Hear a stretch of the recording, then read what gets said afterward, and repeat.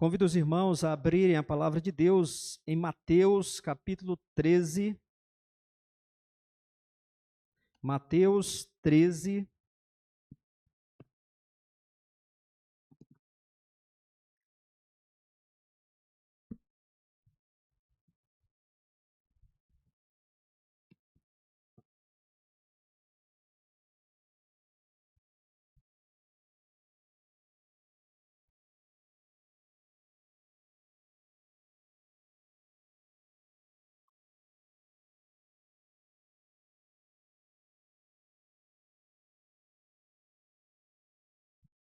Mateus, capítulo 13, a nossa leitura será do verso 44 ao 46.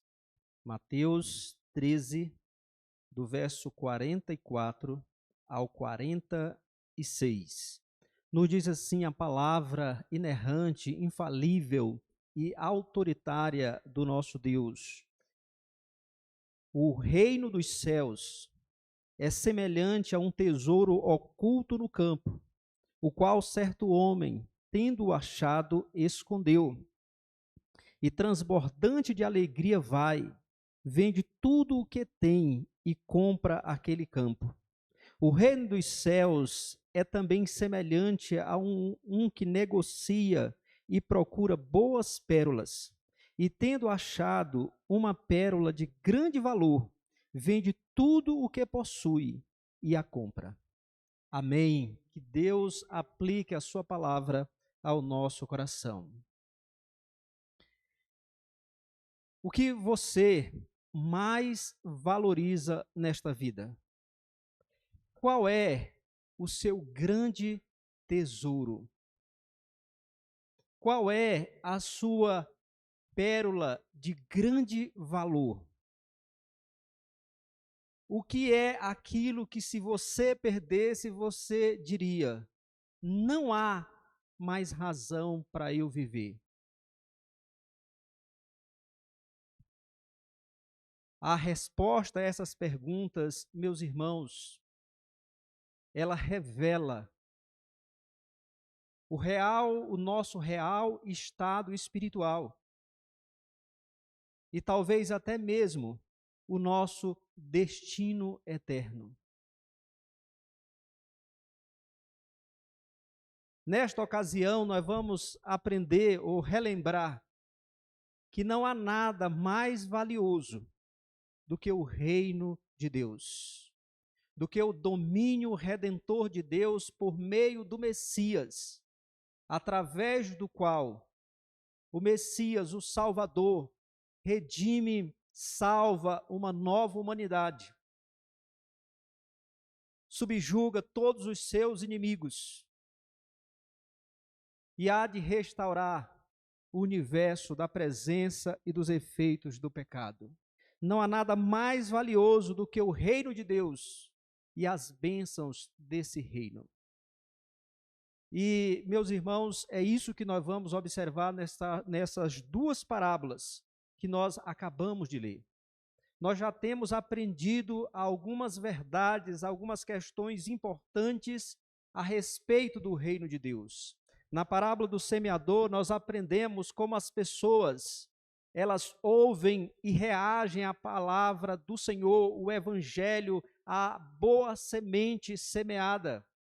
Nós observamos como as pessoas reagem de maneira diferente ao ouvir a mensagem do evangelho.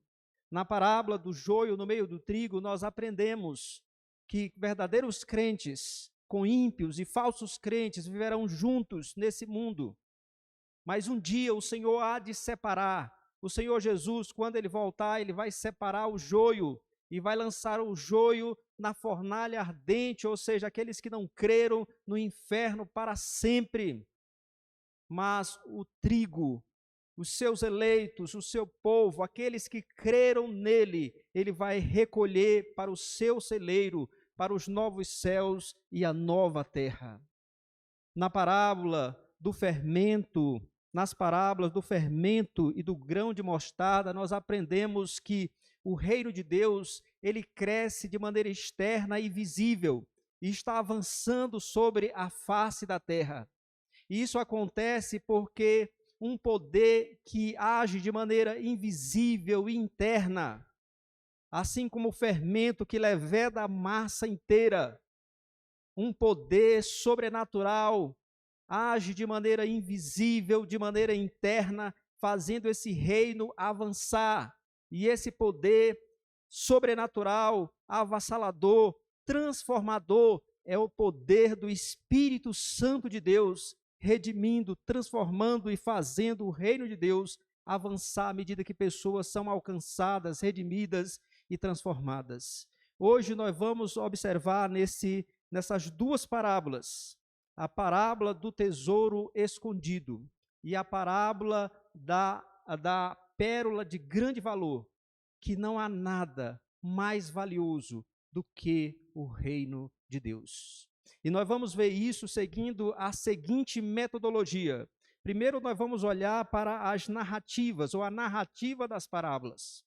Na sequência, meus irmãos, nós vamos ver a lição das parábolas, seguidas de alguns exemplos bíblicos. E, por fim, nós vamos pensar nas aplicações dessas parábolas para a nossa vida. Então, sigamos essa sequência. Primeiro, vamos olhar para a narrativa das parábolas. Nós temos aí duas parábolas, como vocês viram. Primeiro, nos diz aí o texto que o reino dos céus é semelhante a um tesouro oculto no campo que um homem encontrou. A Palestina, ou aquela região ali da Judéia e da Galiléia, era uma região que muitas vezes esteve envolvida em conflitos militares, às vezes de maneira direta, às vezes de maneira indireta, povos vizinhos brigando. E nesses períodos era realmente épocas difíceis. E aquelas pessoas ricas, geralmente as pessoas de posses, elas guardavam seus tesouros, pegavam um baú, colocavam ali as suas joias, as suas preciosidades e então enterravam, porque guardar em casa era muito perigoso. Ladrões poderiam roubar, nesse conflito militar, soldados podiam saquear, então eles pegavam, colocavam ali e enterravam. Uma outra razão, o sistema bancário era muito precário naquele tempo, e por isso era preferível que fosse escondido. Mas muitas vezes a pessoa, com medo de compartilhar essa notícia, guardava para si, e quando ela morria, então o tesouro ficava perdido. Então isso não era tão incomum naquela época. Então o Senhor Jesus usa essa história e diz que um homem, ele ali mexendo na terra provavelmente era aquele que havia arrendado o terreno. Ele talvez estivesse arando a terra para a plantação, ou fazendo um buraco para ter ali um poço ou uma cisterna. O certo é que ele encontra esse tesouro naquele campo. E o que ele faz? Ele então esconde novamente esse tesouro. Ele vai e vende tudo que ele possuía para comprar o campo e ficar com o tesouro. E nos diz aqui o texto que ele vai alegremente, porque era um grande tesouro que compensava todo o investimento, compensava de fato ele vender tudo o que ele possuía para comprar aquele terreno e ficar com aquele tesouro. E assim ele faz. A próxima parábola nos fala que o reino dos céus é semelhante a um homem que negocia e procura boas pérolas.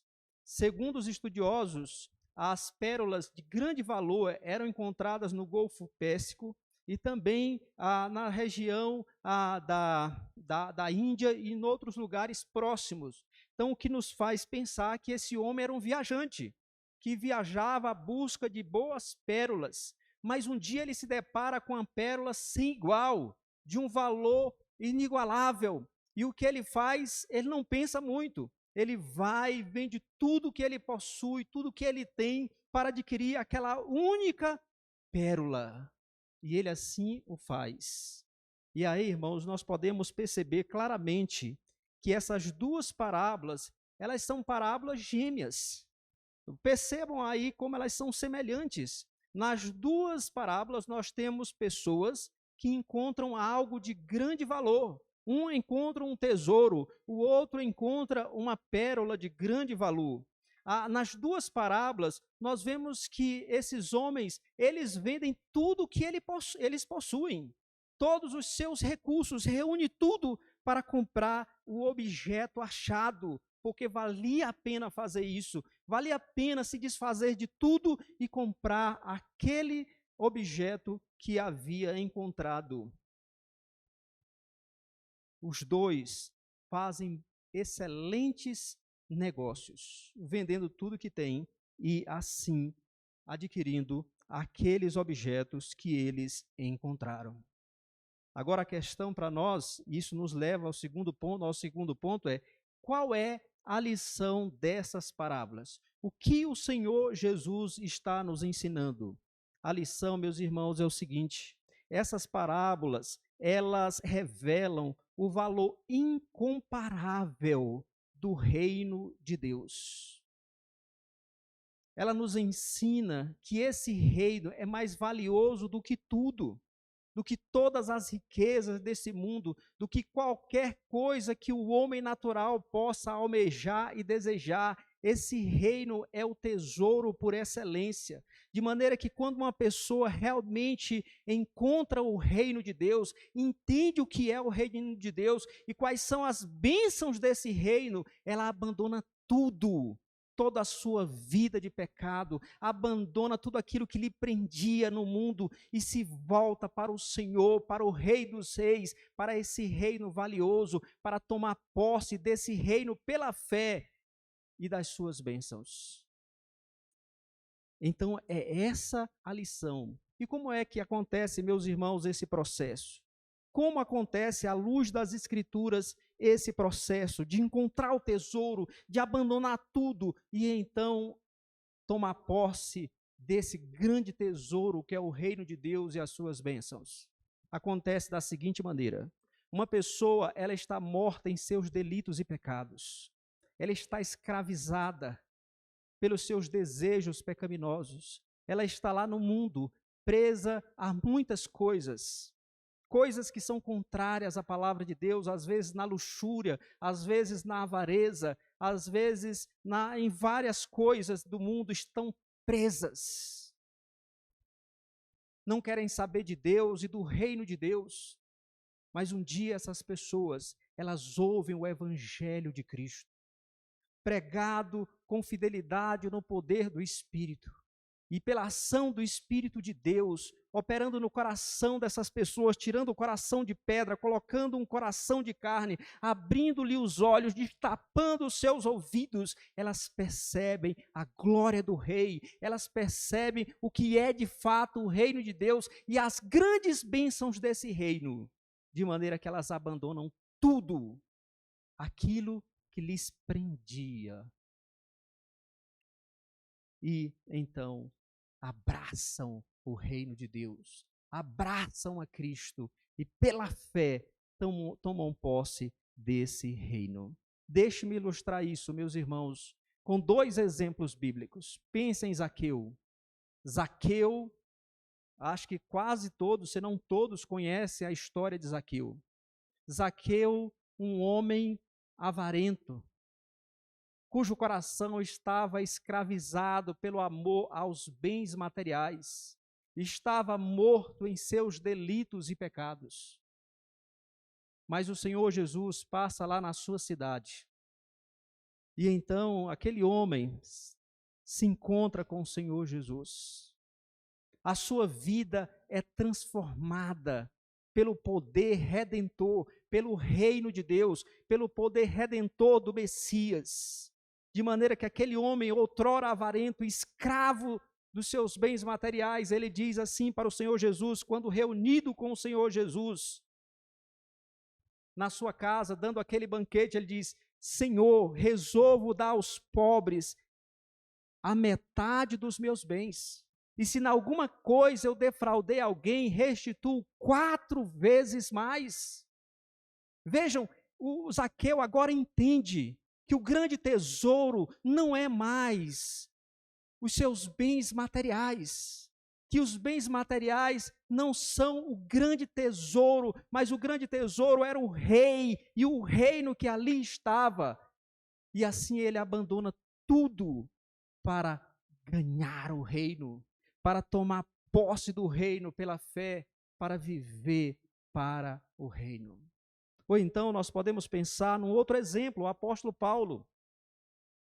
Paulo, antes chamado de Saulo, ele também estava morto em seus delitos e pecados, embora fosse um religioso.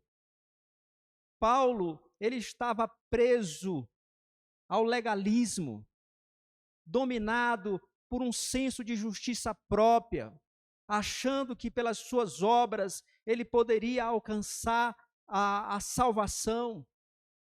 Ele estava preso ao legalismo e perseguia a igreja de Cristo, prendendo, açoitando, aprovando a morte daqueles que eram crentes em Cristo Jesus. Mas um dia, a caminho de Damasco, o Senhor Jesus, glorioso, ressurreto, aparece para aquele homem. E aquele homem inteiramente transformado. Aquele que estava indo para Damasco como uma fera para destruir os cristãos. Nos diz o texto bíblico que ele ia como uma fera respirando ameaças. Mas o Senhor Jesus o encontrou e aquela fera ali foi transformada num cordeiro, numa ovelha, pelo poder redentor do Senhor Jesus Cristo, pelo reino de Deus, esse poder transformador. De maneira que o apóstolo Paulo, ele abandona tudo o que ele tinha, e ele expressa isso, ele dá o seu testemunho aos filipenses, lá no capítulo 3, quando ele diz o seguinte: mas o que para mim era lucro, ou seja, o fato de que ele era judeu, de que ele era fariseu, de que ele era sangue puro, de que ele era, quanto à lei, irrepreensível. Ele diz que, mas o que para mim era lucro, isto considerei perda, por causa de Cristo. Sim, deveras considero tudo como perda, por causa da sublimidade, do conhecimento de Cristo Jesus, meu Senhor, por amor do qual perdi todas as coisas, e as considero como refúgio, para ganhar a Cristo e ser achado nele, não tendo uma justiça própria que procede da lei, senão a que é mediante a fé em Cristo, justiça que procede de Deus, baseada na fé. Então, quando o apóstolo Paulo se deparou com Cristo, com o Rei e com o reino, ele abandonou toda a sua confiança própria, todo o seu centro de justiça e de mérito. E ele agora queria tão somente ser encontrado na justiça de Cristo, o Salvador. Porque o reino de Deus, meus irmãos, é mais valioso do que tudo. O reino de Deus é tão valioso que vale a pena abandonar todas as coisas para tomar posse dele por meio da fé em Cristo Jesus. E talvez você esteja se perguntando: mas o que há de tão valioso no reino de Deus? O que há de tão valioso para que eu abandone tudo? Para que a pessoa abandone todas as coisas por amor desse reino? O que há de tão valioso? Eu quero mencionar aqui alguns itens importantes desse reino. A primeira coisa é que através desse reino que nós recebemos o perdão dos nossos pecados. Os nossos pecados para com Deus são como dívidas. Por isso o Senhor Jesus nos ensinou nos ensinou a orar dizendo: perdoa as nossas dívidas. Os nossos pecados são débitos. Nós somos devedores, porque nós ofendemos a Deus através dos nossos pecados. Nós transgredimos a sua lei, nós afrontamos a sua santidade, nós afrontamos a sua justiça. Mas por meio desse reino redentor, através da obra desse rei, que reina sobre tudo e sobre todos, nós recebemos o pleno perdão dos pecados. Toda dívida é quitada, porque ele apagou lá na cruz do Calvário. Então, meus irmãos, em vez de continuar como culpados diante de Deus, quando nós abraçamos o reino, todo débito é quitado. De maneira que não há mais condenação. Como a Bíblia diz, já nenhuma condenação há para os que estão em Cristo Jesus. É através desse reino que nós recebemos a vida eterna. A Bíblia nos diz que por causa do pecado, os seres humanos ficaram mortos em seus delitos e pecados, escravos. Mas esse reino é aquele que nos liberta do império das trevas, que nos dá vida e vida em abundância. Outra bênção gloriosa do reino de Deus é a adoção de filhos. A Bíblia descreve o ser humano na situação de pecado como alguém que é inimigo de Deus. Alguém que é filho da ira, ou seja, está debaixo da ira de Deus. Mas por meio desse reino redentor, por meio desse rei maravilhoso, que morreu na cruz do Calvário e que ressuscitou gloriosamente, nós somos adotados como filhos. E somos então herdeiros de Deus e co-herdeiros com Cristo Jesus. Então, em vez de réus no tribunal divino, nós somos membros da família de Deus. Isso é bênção do reino redentor do Messias. Mas mais, comunhão com Deus, em vez de estarmos debaixo da sua ira. Como eu disse, a Bíblia nos descreve como inimigos, mas em Cristo, pela sua morte, a Bíblia nos diz que nós fomos reconciliados com Deus. De maneira que a palavra do Senhor nos diz, justificados pela fé, nós temos paz com Deus por meio de Jesus Cristo. E em vez do inferno, do lago de fogo e enxofre, pelo reino de Deus, nós herdaremos novos céus e nova terra. E nós poderíamos continuar aqui relacionando os benefícios do reino, mas acredito que esses são suficientes por causa da obra do rei, de tudo aquilo que ele fez para conquistar para os seus súditos a salvação e tudo que está relacionado à salvação. O reino de Deus é essa preciosidade. Isso que é mais valioso do que tudo. Isso que é digno de que qualquer pecador abandone tudo para, pela fé, tomar posse desse reino, pela fé em Cristo. Pela fé em Cristo. É isso que essas parábolas ensinam.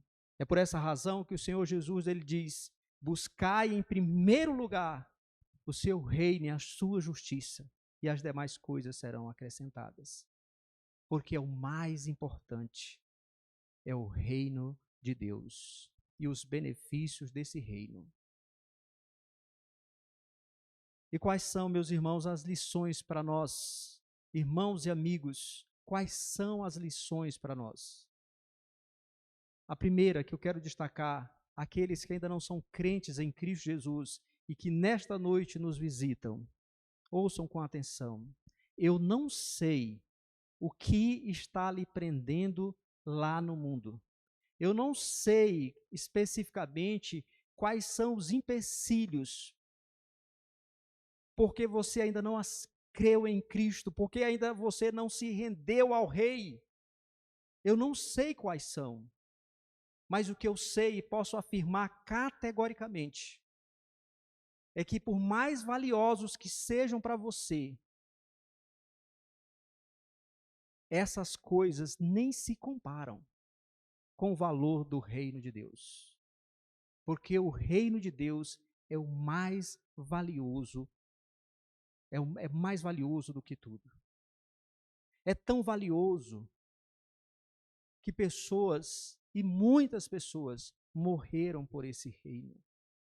Muitas pessoas foram jogadas aos leões. Muitas pessoas foram foram queimadas vivas. Muitas pessoas foram crucificadas. Muitas pessoas foram decapitadas, mas não abandonaram o reino, porque eles sabiam que nem mesmo a morte poderia separá-los dos benefícios desse reino. O apóstolo Paulo, nos falando sobre isso, ele diz: eu estou certo de que nem morte e nem vida, nem anjos, nem principados, nem coisas do presente, nem do futuro, nem poderes, nem altura, nada pode nos separar do amor de Deus que está em Cristo Jesus. Nada. Então, meu amigo, minha amiga, façam como Zaqueu, que abandonou tudo pelo reino de Deus. Façam como Paulo, que considerou tudo como esterco. É a palavra que a palavra lá é exatamente isso, esterco, que ele considerou tudo como cocô mesmo, para ganhar a Cristo e ser achado nele. Porque se você assim fizer, você nunca se arrependerá. Mas saiba de uma coisa: se você não abandonar tudo pelo reino, um dia, na verdade, pela eternidade, você será atormentado não só pela ira de Deus, mas pelo remorso no seu coração, por saber que podia ter abandonado tudo pelo reino. Você teve a oportunidade e não fez. Volte-se para o Senhor. Abandone tudo pelo reino, pelo Rei, e você viverá para sempre com Ele em glória. E a promessa que o Senhor diz, o próprio Rei, ele diz assim: todo aquele que o Pai me dá, esse virá a mim, e o que vem a mim, de maneira nenhuma o lançarei fora. Volte-se para o Rei, volte-se para o reino. E agora para nós, irmãos, qual é uma lição importante para nós? O que essas duas parábolas, quais são as implicações delas para a nossa vida? Eu quero destacar uma. Talvez alguns de nós estejam desanimados com a vida cristã. E talvez até olhando para o mundo e sendo atraído pelas coisas do mundo. Talvez aqui mesmo, entre nós, alguns estejam desanimados com a igreja, porque infelizmente na igreja há coisas que não deveriam existir, porque a igreja é formada de pecadores e por isso existem problemas. Talvez você esteja desanimado com a vida cristã e olhando para o mundo, de repente desejando algumas coisas do mundo e até se questionando. Como Pedro, que questionou o Senhor Jesus, ele disse: eis que nós tudo deixamos e te seguimos. O que será, pois, de nós? E aí eu peço que vocês não se esqueçam, que vocês sempre se lembrem da resposta do Senhor Jesus a Pedro. Ele disse o seguinte: em verdade vos digo que vós, os que me seguistes, quando na regeneração o Filho do Homem se assentar no trono da sua glória, também vos assentareis em 12 tronos para julgar as 12 tribos de Israel. Isso aqui diz respeito apenas aos apóstolos. Sentar em 12 tronos para julgar as tribos de Israel. Mas agora vem uma afirmação que vale para todos os verdadeiros crentes, que diz o seguinte: e todo aquele que tiver deixado casas, ou irmãos, ou irmãs, ou pai, ou mãe, ou mulher, ou filhos, ou campos, por causa do meu nome, receberá muitas vezes mais e herdará a vida eterna. O Senhor Jesus está dizendo para Pedro: Pedro, vocês deixaram tudo. Lembra que Pedro deixou tudo mesmo? Ele estava lá no barco, na sua pescaria. Jesus disse: venha, eu vos farei pescadores de homens. Ele abandonou tudo para seguir a Cristo. Assim como Mateus estava lá na coletoria, recolhendo impostos, Jesus diz: vem, segue-me. E agora Pedro pergunta: Senhor, o que será de nós? O que nós vamos ganhar com isso? Jesus disse: vocês vão ganhar muito mais. Porque no reino de Deus, meus irmãos, o reino de Deus é mais valioso do que tudo. Portanto, meus irmãos e irmãs, animem-se, alegrem-se, porque vocês são súditos do reino de Deus. Porque vocês são súditos de um reino, como nós aprendemos no último domingo, que nunca ruirá, que nunca irá falir, mas um reino que cresce, que vai crescer e que vai dominar o mundo todo. Nós pertencemos a esse reino. Esse reino, nós somos súditos dele e as bênçãos desse reino nos pertencem. De modo, meus irmãos, que nós jamais devemos desejar as rações do mundo, quando nós temos os manjares e as guloseimas do reino. Jamais devemos desejar o lixo do mundo, quando nós temos os tesouros do reino, conquistados para nós, pelo duro trabalho do rei, na cruz do Calvário, para a nossa redenção. Lembremos-nos, meus irmãos, que neste mundo sim teremos aflições. Muitas vezes a vida cristã é difícil, muitas vezes temos obstáculos, temos sofrimento. O Senhor Jesus realmente nos preveniu quanto a isso, dizendo: no mundo tereis aflições. E nos lembremos de como, no livro de Atos, a palavra de Deus ali se refere a Paulo e a Barnabé, que diziam, que faziam e diziam à igreja o seguinte, que eles estavam fortalecendo a alma dos discípulos, exortando-os a permanecer firmes na fé e mostrando que através de muitas tribulações nos importa entrar no reino de Deus.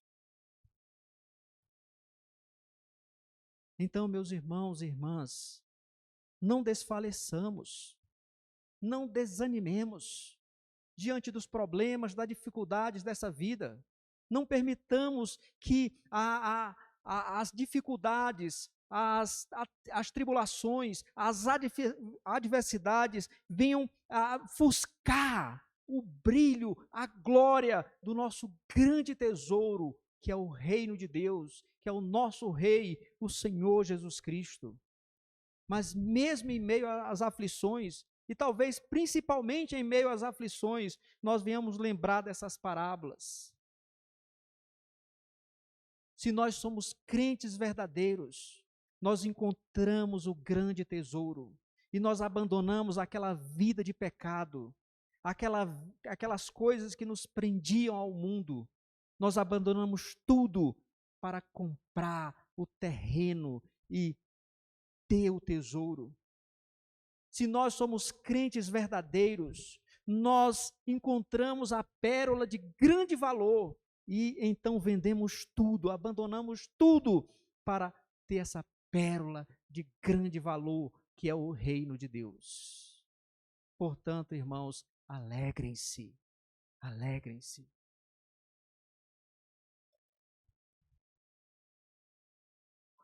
Porque nós somos súditos do reino que permanecerá para sempre, que dominará tudo, que é mais valioso do que tudo. Nós temos isso em virtude da obra perfeita do nosso Rei, o Senhor Jesus Cristo. Portanto, sejam firmes, inabaláveis na obra do Senhor, sabendo que no Senhor o nosso trabalho não é vão. Amém. Vamos orar. Senhor nosso Deus, rendemos graças ao Senhor pela Tua palavra que é viva e eficaz. Agradecemos, ó Deus, porque o Teu Filho bendito Jesus Cristo, na Tua palavra, nos revela os mistérios do reino. E nestas duas parábolas, nós aprendemos, ou nos lembramos, que o reino do Senhor, por meio do teu Messias, do nosso Salvador, é mais valioso do que tudo. É mais valioso do que tudo que há no mundo. E nós rendemos graças, porque o Senhor nos alcançou com esse reino, nos transformou, nos libertou do império das trevas, para vivermos para sempre com o Senhor em glória. Ó Deus, de modo que nós não venhamos desanimar em face das provações, das dificuldades desta vida, porque um dia esse reino será pleno, de maneira que não haverá mais dificuldades, tribulações, sofrimentos, porque esse reino encherá toda a terra. Ó Deus, nós te louvamos, rendemos graças no nome de Cristo Jesus. Amém.